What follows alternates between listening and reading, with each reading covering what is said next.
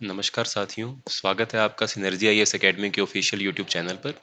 मैं आपका दोस्त राही मेहता आपके लिए एचसीएस एग्जाम के रिगार्डिंग एक और इम्पोर्टेंट लेकर सामने आया हूं। यह वीडियो हमारी कल की वीडियो की कंटिन्यूशन रहेगी, जिस कल की वीडियो में हमने हरियाणा गवर्नमेंट के रिलेटेड कुछ स्कीम्स के बारे में डिस्कस किया था। उसी वीडियो को आगे बढ़ाते हुए हम रिमेनिंग स्कीम्स को इस वीडियो के अंदर कवर करने जा रहे हैं। यह स्कीम्स आपको एचसीएस प्रीलिम्स 2024 का जो फरवरी में एग्जाम जो होने वाला है, उस एग्जाम में हेल्प करने वाली है। तो मेरे साथ इस वीडियो के अंत तक बनी रहिएगा। हम स्टार्ट करते हैं हमारी आज की पहली स्कीम से, जिसका नाम है DRS 2022, यानी कि इसकी फुल फॉर्म रहेगी डायरेक्ट राइस सोइंग स्कीम 2022। इसको 2022 में लागू किया गया था। इस स्कीम के तहत सरकार जो है वो पैडी की ट्रांसप्लांटेशन को खत्म करना चाहती है, और सरकार चाहती है कि किसान भाई जो है वह पैडी के पौधों को लगाने की बजाय डायरेक्ट राइस के चावल के जो बीज हैं डायरेक्ट उनको ही अपने खेत के अंदर प्लांट कर दें। अन्यथा क्या होता है, किसान पहले अपने खेत के एक छोटे से 2 से 5% के हिस्से के ऊपर जो चावल के बीज हैं उनको प्लांट करता है। उन बीज के अंदर फुटाव आ जाता है, वो छोटे छोटे जब पौधे बन जाते हैं 25 30 35 दिनों के बाद, तब किसान उन पौधों को निकालता है और अपने खेतों के अंदर मैन्युअल लेबर की सहायता से पूरे के पूरे खेत के अंदर उसको लगा देता है।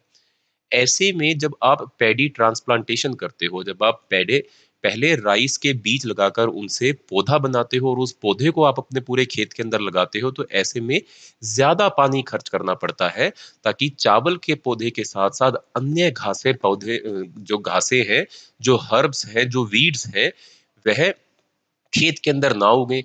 ऐसे में आपको दूसरी घास को उगने से रोकने के लिए पूरे खेत के अंदर लगातार पानी की सप्लाई करनी पड़ती है।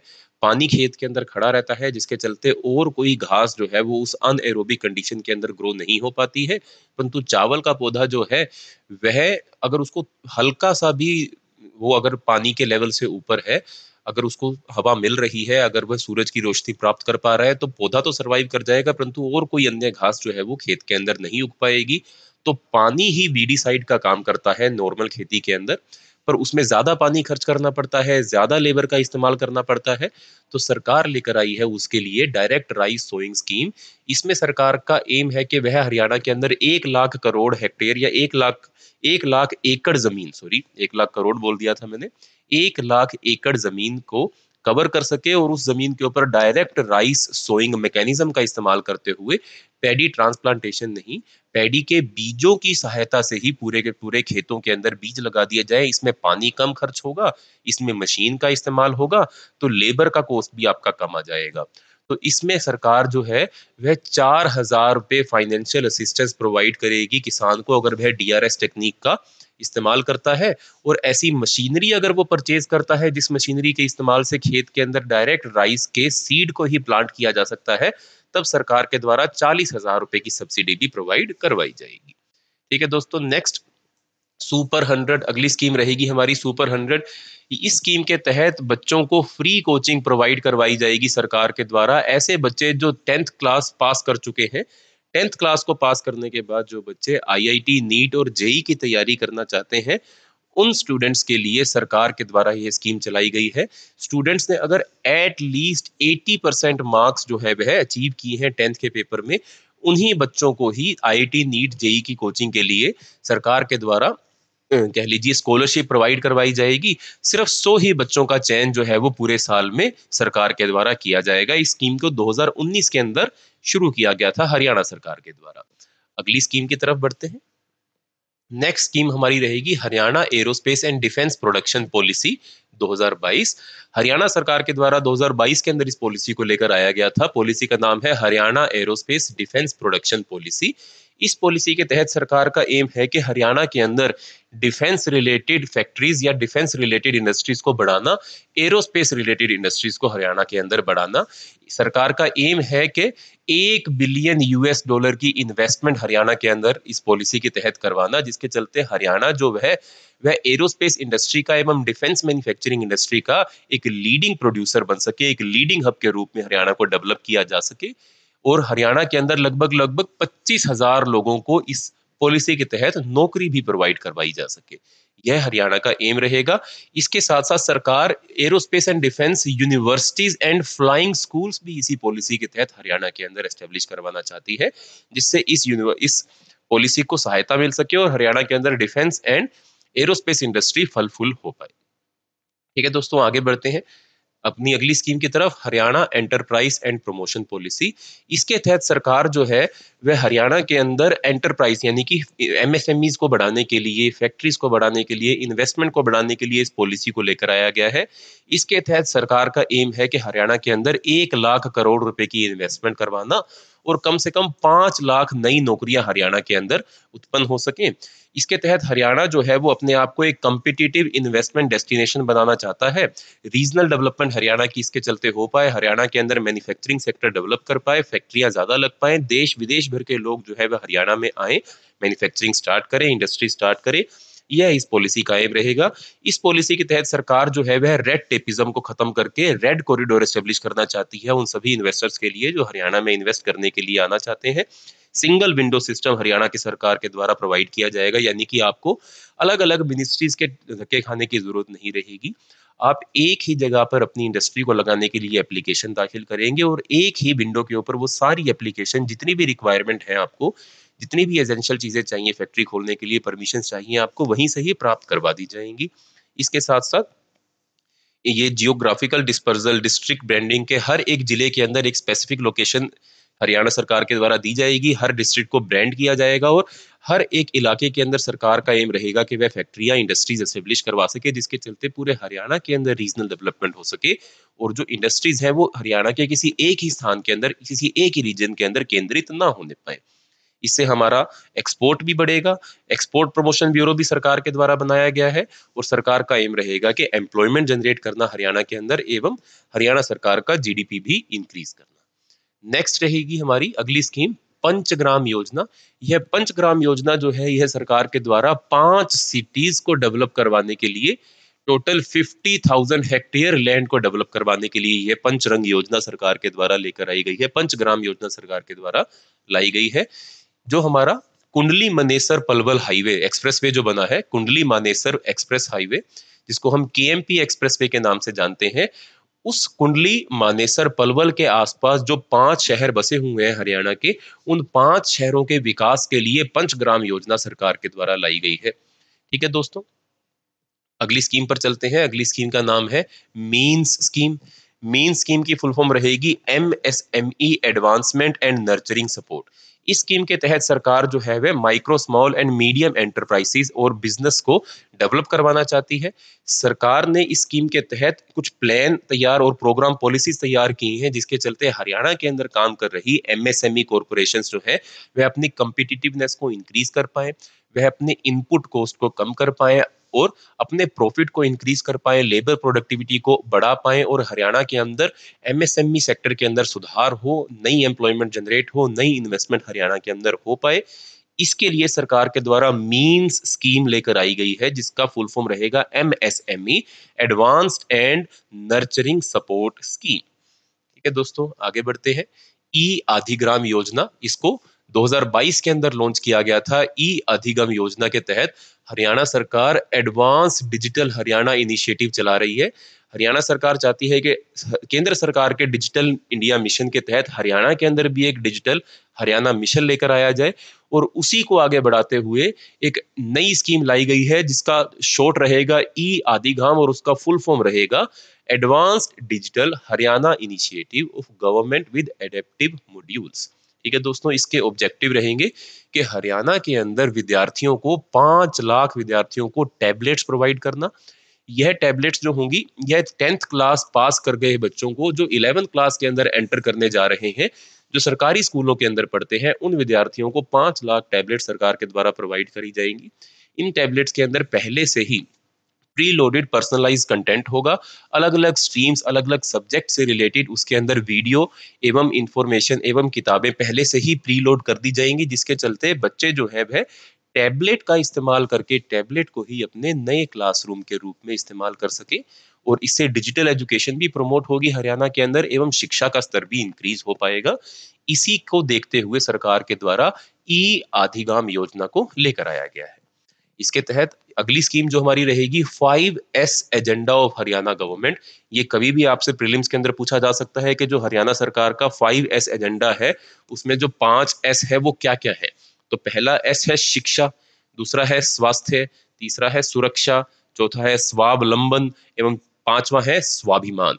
तो 5S agenda of Haryana government में शिक्षा, स्वास्थ्य, सुरक्षा, स्वावलंबन एवं स्वाभिमान, ये 5S मिलकर हरियाणा सरकार के 5S एजेंडा का पार्ट बनते हैं।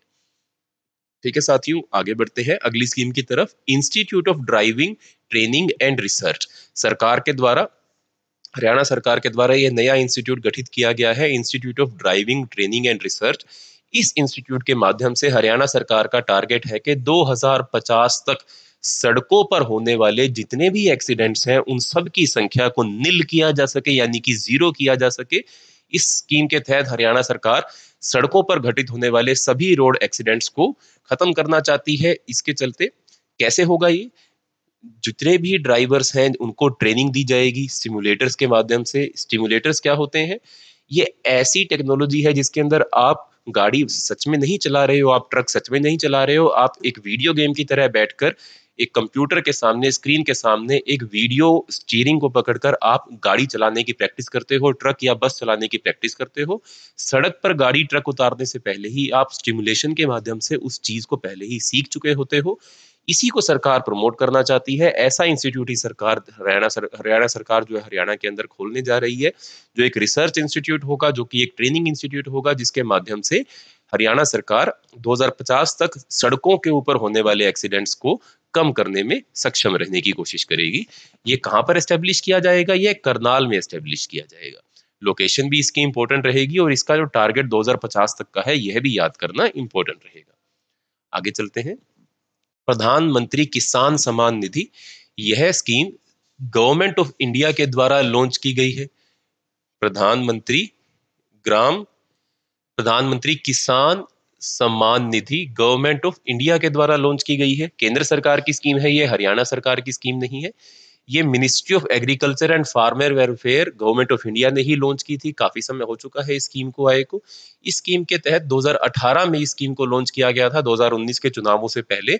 और इस स्कीम में सरकार जो है वो किसानों को 6,000 प्रति साल जो है वो प्रोवाइड करती है। 3 इंस्टॉलमेंट्स के अंदर 2-2 हजार रुपए की 3 इंस्टॉलमेंट्स के अंदर सरकार के द्वारा किसानों को, परिवारों को, फार्मर फैमिलीज को प्रति साल 6,000 रुपए की आर्थिक सहायता प्रदान की जाती है।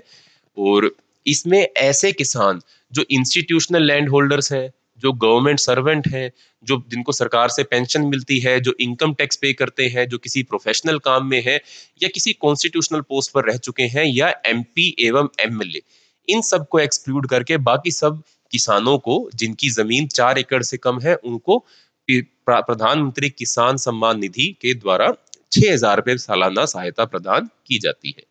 नेक्स्ट हमारी स्कीम रहेगी निपुण हरियाणा मिशन। निपुण हरियाणा मिशन हमारे कल की क्लास के अंदर भी था, कल वाली वीडियो के अंदर भी इसको हमने डिस्कस किया था।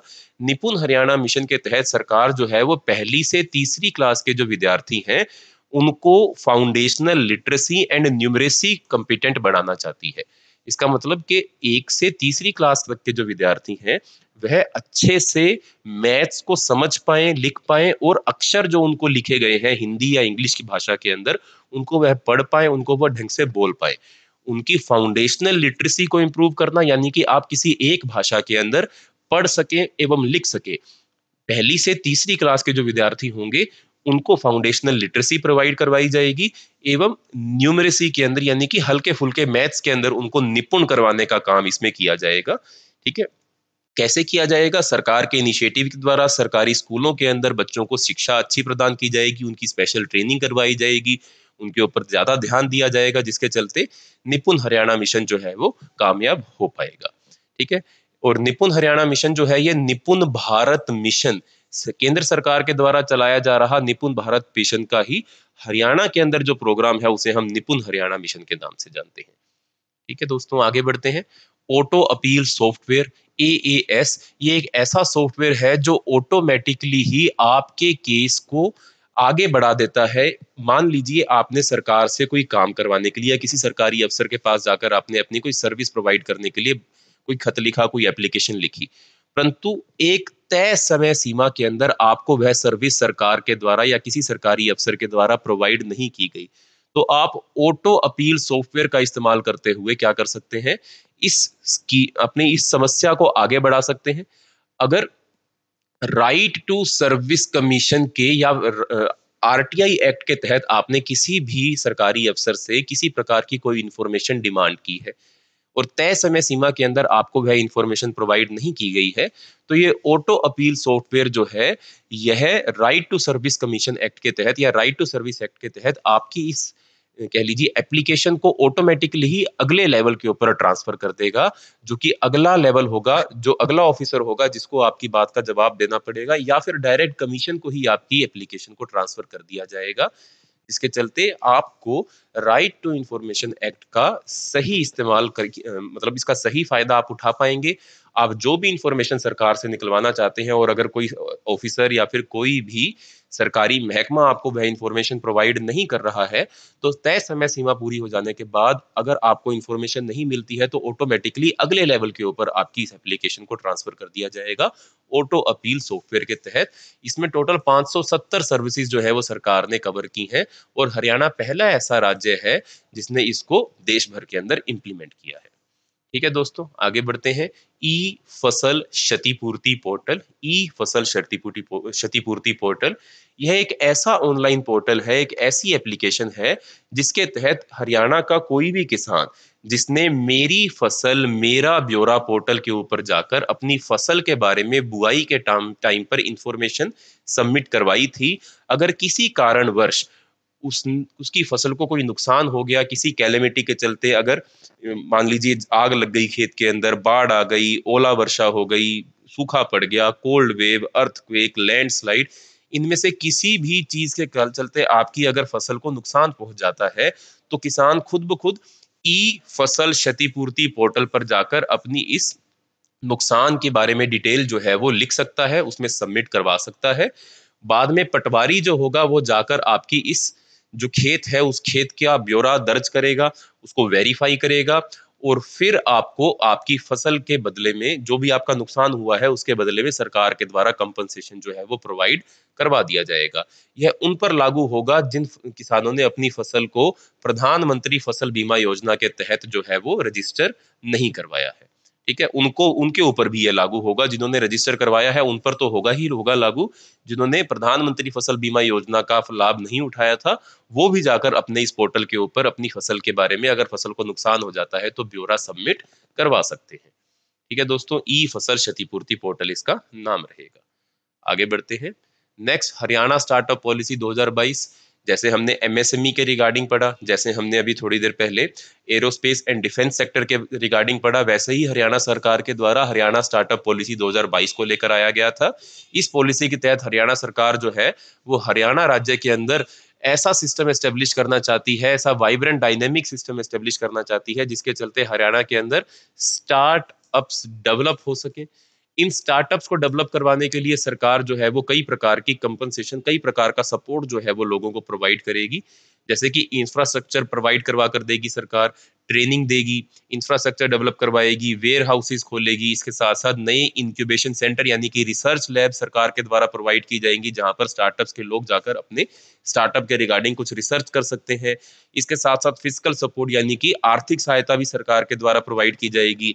अगर आप इंक्यूबेटर्स एस्टेब्लिश करते हैं, स्टार्टअप रिलेटेड इंक्यूबेटर्स हरियाणा के अंदर आप एस्टेब्लिश करते हैं, तो उसके ऊपर जितना खर्चा आएगा उसके ऊपर सरकार के द्वारा 50% सब्सिडी के रूप में आपको प्रोवाइड करवाया जाएगा। इसके साथ साथ अगर आप जमीन खरीदने की जगह रेंट पर लेते हैं अपने इंक्यूबेटर को एस्टेब्लिश करने के लिए, तो सरकार के द्वारा आपके रेंट का 50% आपको प्रोवाइड करवाया जाएगा।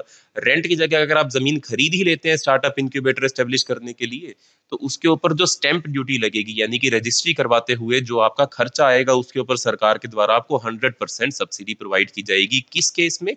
अगर आप स्टार्टअप रिलेटेड इंक्यूबेटर हरियाणा के अंदर एस्टेब्लिश करते हो, इस केस में।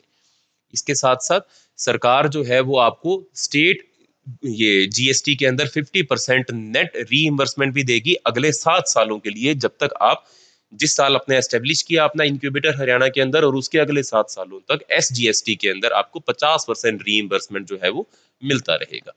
ठीक है दोस्तों। इसके अलावा सिंगल रूफ रेगुलेटरी क्लियरेंस, यानी कि एक ही विंडो पर एक ही जगह पर आपको सारी की सारी क्लियरेंस जो है वो आपके स्टार्टअप के रिगार्डिंग दे दी जाएंगी। आप सेल्फ सर्टिफिकेशन प्रोवाइड कर सकते हो डीएम के द्वारा, या डिस्ट्रिक्ट मजिस्ट्रेट आपकी स्टार्टअप इंक्यूबेटर पर आकर कोई रिसर्च नहीं करेंगे। इसके साथ साथ एंटरप्रेन्योरशिप डेवलपमेंट के लिए भी सरकार के द्वारा आपको कई प्रकार की ट्रेनिंग वगैरह प्रोवाइड की जाएगी, ताकि हरियाणा के अंदर जो स्टार्टअप पॉलिसी है वो डेवलप हो सके, स्टार्टअप इकोसिस्टम आगे बढ़ सके। ठीक है दोस्तों, आगे बढ़ते हैं। One nation one ration card scheme के तहत, यह केंद्र सरकार के द्वारा लेकर आई गई स्कीम है। नाम है इसका one nation one ration card. हम जानते हैं कि देश के अंदर बहुत सारे माइग्रेंट लेबर्स हैं जो अपने राज्य को छोड़कर दूसरे राज्यों के अंदर जाकर काम करते हैं, और सरकार उनकी या गरीब लोगों की सहायता के लिए हम जानते हैं सस्ता अनाज भी प्रोवाइड करती है पीडीएस सिस्टम के द्वारा, पब्लिक डिस्ट्रीब्यूशन सिस्टम के द्वारा। परंतु जब अपने लेबर्स अपना घर छोड़कर दूसरे राज्यों के अंदर जाकर स्थापित हो जाते हैं, तब वह पीडीएस का फायदा नहीं उठा सकते थे, क्योंकि जिस राज्य में आप रहते हो, जहां पर आपका राशन कार्ड बना हुआ है, वहीं की राशन कार्ड की दुकान से ही आपको राशन अलॉट होता था। परंतु अगर कोई बिहार का लेबर है या यूपी का कोई लेबर है, वो हरियाणा के अंदर या किसी भी राज्य के अंदर जाकर काम कर रहा है, तो वह उस राशन कार्ड का इस्तेमाल करके वहां से अपना सस्ता अनाज नहीं खरीद सकता था। पर केंद्र सरकार के द्वारा ये स्कीम लेकर आई गई, one nation one ration card scheme. आप इस स्कीम के तहत आप देश भर में कहीं भी हो, आप अगर पीडीएस सिस्टम से जुड़े हुए हो, तो किसी भी राज्य के अंदर आप काम कर रहे हो, आप सस्ता अनाज वहीं से ही खरीद सकते हो। इस स्कीम को नेशन वाइड पोर्टेबिलिटी जो है, किसी भी राज्य के अंदर जाकर आप अपने राशन कार्ड का इस्तेमाल करके सस्ता अनाज खरीद पाओगे, क्योंकि इसमें अब ई वेरिफिकेशन हो गया है, आधार कार्ड वेरिफिकेशन हो गया है। आप अपना आधार कार्ड दिखाओगे, अपना अंगूठा लगाओगे, और राशन की दुकान से आपको सस्ता अनाज जो है वह प्रोवाइड करवा दिया जाएगा। ठीक है दोस्तों, आगे बढ़ते हैं। नेक्स्ट रहेगी मिकाडा 2.0। ये एक सरकार के द्वारा बनाया गया पोर्टल है। इस पोर्टल का काम है to a portal for farmers to apply for various schemes of micro irrigation and command area development authority. Haryana सरकार जो है, हरियाणा के अंदर पानी को बचाना चाहती है। हम जानते हैं कि दक्षिण हरियाणा के जिलों के अंदर खास तौर पर पानी का जो स्तर है, ग्राउंड वाटर का जो स्तर है, वो लगातार नीचे जाता जा रहा है। इसके चलते सरकार की ये पॉलिसी है कि वह माइक्रो इरिगेशन को प्रमोट करना चाहती है हरियाणा के अंदर। अब माइक्रो इरिगेशन को प्रमोट करने के लिए सरकार के द्वारा 85% के लगभग सब्सिडी भी प्रोवाइड करवाई जा रही है। इसी सब्सिडी का फायदा उठाने के लिए राज्य सरकार के द्वारा एक पोर्टल बनाया गया है, जिसका नाम है मिकाडा 2.0। इस पोर्टल के ऊपर micro irrigation and command area development authority के द्वारा जितनी भी स्कीम्स या सब्सिडी प्रोवाइड करवाई जा रही हैं, किसान जो है उन सभी स्कीम सब्सिडी को अप्लाई करने के लिए इस पोर्टल पर जाकर लॉगिन कर सकते हैं, और इस स्कीम्स का फायदा उठाकर अपने खेत के अंदर माइक्रो इरिगेशन डेवलपमेंट के लिए इंफ्रास्ट्रक्चर लगा सकते हैं। नेक्स्ट रहेगी सुजल हरियाणा योजना या हरियाणा सुजल योजना। हरियाणा सुजल योजना जो है, इसका ऑब्जेक्टिव रहेगा पानी बचाना, टू कंजर्व वाटर, और इसको वेस्ट होने से रोकना। ठीक है, इसके चलते हरियाणा जो है अपने जितने भी जहां पर पाइप्ड वाटर सप्लाई हरियाणा राज्य के अंदर घरों में किया जाता है, वहां पर हर घर के अंदर एक मीटर इंस्टॉल कर दिया जाए, हर ट्यूबवेल के साथ डाटा कलेक्ट किया जाए, और उस डाटा को सर्वर्स के अंदर स्टोर किया जाए, जिसके चलते कहां पर कितना पानी इस्तेमाल हो रहा है, अगर हद से ज्यादा पानी इस्तेमाल हो रहा है, तो फ्यूचर में इस मीटर का इस्तेमाल करते हुए सरकार के द्वारा उन लोगों के ऊपर पेनल्टी भी लगाई जाएगी, ताकि वाटर कंजर्व किया जा सके और वेस्ट वाटर को रिमूव किया जा सके। अभी करंटली स्कीम को पूरे राज्य के अंदर लागू नहीं किया गया है, इसको पायलट प्रोजेक्ट के रूप में सिर्फ पंचकुला के अंदर लागू किया गया है। हरियाणा सुजल योजना, अगर ज्यादा पानी खर्च किया तो भरना होगा जुर्माना। ठीक है दोस्तों, अभी पूरे हरियाणा में लागू नहीं हुई है, धीरे धीरे पूरे हरियाणा के अंदर इसको लागू कर दिया जाएगा। आगे चलते हैं। आपका मुख्यमंत्री अंत्योदय परिवार उत्थान योजना, मुख्यमंत्री अंत्योदय परिवार उत्थान योजना। इसका ऑब्जेक्टिव रहेगा हरियाणा के अंदर अंत्योदय फैमिली यानी कि वो फैमिली जो पॉवर्टी लाइन के काफी नीचे है, और जिनकी एनुअल इनकम जो है वो देश की एनुअल इनकम के बहुत नीचे है, राज्य की एनुअल इनकम के बहुत नीचे है। इस मुख्यमंत्री अंत्योदय परिवार उत्थान योजना के तहत हरियाणा सरकार जो है ऐसी फैमिलीज को सपोर्ट करके उनकी एनुअल इनकम को नेशनल एवं हरियाणा स्टेट एनुअल इनकम के बराबर लेकर आना चाहती है, यानी कि लगभग 1.8 लाख प्रति एनम अंत्योदय फैमिलीज की इनकम को इंक्रीज करना इस स्कीम का ऑब्जेक्टिव रहेगा। ये एक अम्ब्रेला मिशन है, इसमें सरकार की जितनी भी स्कीम्स है जो अंत्योदय फैमिलीज को सुधारने के लिए, अंत्योदय फैमिलीज की कंडीशन को इंप्रूव करने के लिए चलाई जा रही हैं, वो सभी स्कीम्स इसी मुख्यमंत्री अंत्योदय परिवार उत्थान योजना के तहत ही चलाई जा रही हैं। ये एक अम्ब्रेला स्कीम है, इसके तहत सरकार के द्वारा और भी कई सारी स्कीम्स चलाई जा रही हैं। सरकार अफोर्डेबल लोन्स देती है, स्कॉलरशिप देती है, सस्ता अनाज देती है, वो सभी उसके अंदर ही इंक्लूड हो जाएगा। ठीक है दोस्तों। Next is CMGGA programme, chief ministers good governance associate programme. ये क्या प्रोग्राम है? ये ऐसा प्रोग्राम है जिसके तहत ऐसे हरियाणा के ऐसे नागरिक, ऐसे सिटीजन जिन्होंने पोस्ट ग्रेजुएशन किया हुआ है, एटलीस्ट 1 साल का उनके पास एक्सपीरियंस मौजूद है और उनकी उम्र जो है वो 28 साल से कम है, ऐसे लोगों को सरकार के द्वारा अपॉइंट किया जाएगा। 1 साल की यूनिक अपॉर्चुनिटी उनको प्रोवाइड की जाएगी। उनको डिस्ट्रिक्ट ऑफिस के अंदर, सिविल सेक्रेटेरिएट के अंदर, मिनी सेक्रेटेरिएट के अंदर अपॉइंट किया जाएगा, जहां पर वो चीफ मिनिस्टर के, कह लीजिए चीफ मिनिस्टर के रिप्रेजेंटेटिव के रूप में वह उन मिनी सेक्रेटेरिएट के अंदर काम करेंगे। एवं जो डीएम होंगे, डिस्ट्रिक्ट मजिस्ट्रेट होंगे, डीसी होंगे, उनको वह सपोर्ट करेंगे और डीसी एवं चीफ मिनिस्टर के बीच में एक ब्रिज का काम करेंगे। और हरियाणा सरकार की जितनी भी पॉलिसीज हैं उनको जिले के स्तर के ऊपर किस प्रकार से प्रमोट किया जा रहा है, लागू किया जा रहा है, इसके ऊपर वो डिटेल्ड इंफॉर्मेशन सीएम साहब को लगातार सबमिट करते रहेंगे। आगे चलते हैं। पीएम गति शक्ति national master plan for multi modal connectivity. कल वाली जो हमने वीडियो डिस्कस की थी जिसमें हमने केंद्र सरकार की स्कीम्स को डिस्कस किया था, उसके अंदर हमने इस स्कीम को बहुत डिटेल में डिस्कस किया था। आप चाहें तो केंद्र सरकार वाली स्कीम्स की वीडियो को देखकर इस स्कीम के बारे में जानकारी हासिल कर सकते हैं। ठीक है दोस्तों। नेक्स्ट रहेगा IFFCO nano urea liquid fertiliser. यह केंद्र सरकार के द्वारा लॉन्च किया गया है। यह लिक्विड यूरिया फर्टिलाइजर है। हम जानते हैं कि किसान जो है वो यूरिया बैग के अंदर, सॉलिड रूप के अंदर, क्रिस्टलाइज्ड फॉर्म के अंदर इस्तेमाल करते हैं अपने खेतों के अंदर, पर सरकार के द्वारा या हमारे रिसर्च इंस्टीट्यूट्स के द्वारा लिक्विड यूरिया फर्टिलाइजर को इंट्रोड्यूस करवाया गया है। इस लिक्विड यूरिया जो फर्टिलाइजर है, इसकी जो एप्लीकेबिलिटी है, इसकी जो इफेक्टिविटी है, यह यूरिया के बैग से बेहतर है। इसमें ज्यादा एफिशिएंट रूप से जो फसल है वो यूरिया प्राप्त कर सकती है, वो नाइट्रोजन प्राप्त कर सकती है।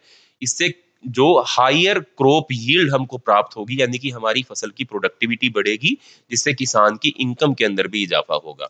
इसके फीचर कैसे हैं कि एक यूरिया का बैग जो 40 किलो का आता है, उसके बदले में आप 1 बोतल नैनो यूरिया इस्तेमाल करेंगे तो सेम फायदा होगा, क्योंकि नैनो यूरिया डायरेक्ट पौधे को मिलेगा, यूरिया डायरेक्ट पौधों की जड़ों तक पहुंचेगा। परंतु जो बैग वाला यूरिया होता है वो हम खेतों के अंदर फेंक देते हैं, जिसमें से जो उसकी एफिशिएंसी है वो बहुत कम हो जाती है। 20 से 25% यूरिया ही जो बैग वाला यूरिया है वो पौधों को मिल पाता है, बाकी सब जो है वो पानी के साथ बह जाता है या जमीन के नीचे चला जाता है, या पौधे जो है, फसलें जो है वो उसका इस्तेमाल नहीं कर पाते हैं। परंतु क्योंकि ये नैनो यूरिया है, बोतल यूरिया है, इसको आप अपने स्प्रे के अंदर भरकर डायरेक्ट पौधे के ऊपर डालोगे तो इसकी एफिशिएंसी बढ़ जाएगी।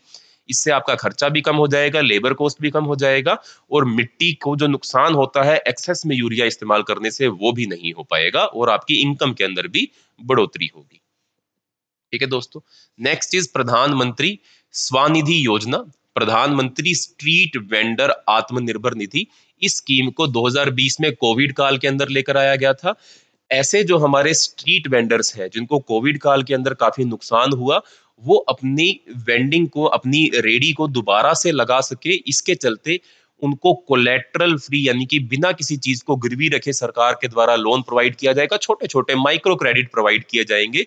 10,000 रुपए का क्रेडिट प्रोवाइड किया जाएगा 1 साल के लिए। और अगर वह व्यक्ति समय पर अपना लोन वापस कर देता है तो उसको सरकार के द्वारा 7% इंटरेस्ट सब्सिडी भी प्रोवाइड करवाई जाएगी, और अगर समय पर वो अपना लोन वापस कर देता है तो सरकार के द्वारा उसको 1200 पर एनम का कैशबैक भी प्रोवाइड किया जाएगा, अगर वो डिजिटल ट्रांजैक्शन को भी प्रमोट कर रहा है या डिजिटल ट्रांजैक्शन का भी वह इस्तेमाल अपनी रेडी पर कर रहा है। लास्ट हमारी रहेंगी एप्स प्रयास एवं साथी। प्रयास ऐप एवं साथी ऐप, दो ऐप सरकार के द्वारा लॉन्च की गई है। प्रयास ऐप जो है वो ड्रग एडिक्ट्स और ड्रग पेडलर्स का डाटा कलेक्ट करने के लिए बनाई गई है, एवं साथी ऐप जो है उन लोगों का डाटा कलेक्ट करने के लिए बनाई गई है जो दवाइयों को ड्रग्स के रूप में इस्तेमाल कर रहे हैं हरियाणा के अंदर, और जिनके खिलाफ किसी ना किसी प्रकार की जो एफआईआर है वो दर्ज हो चुकी है, उनके खिलाफ कोई ना कोई केस जो है वो दर्ज किया जा चुका है।